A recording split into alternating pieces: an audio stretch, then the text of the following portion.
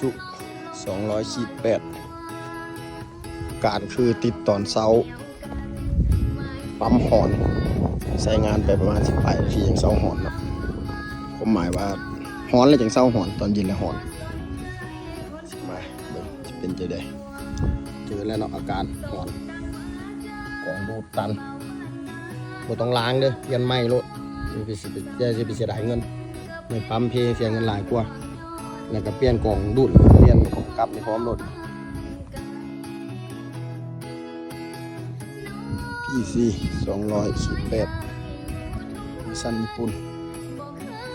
อาการปั๊มหอนจิตจักไปประมาณ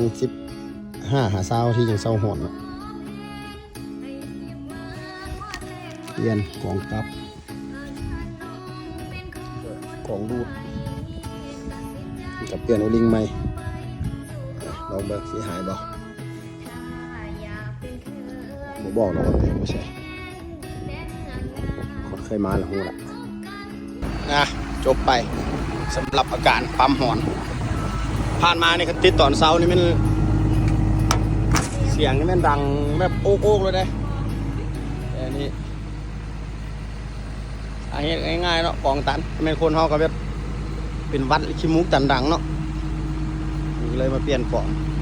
ล้างหูดังให้เพิ่น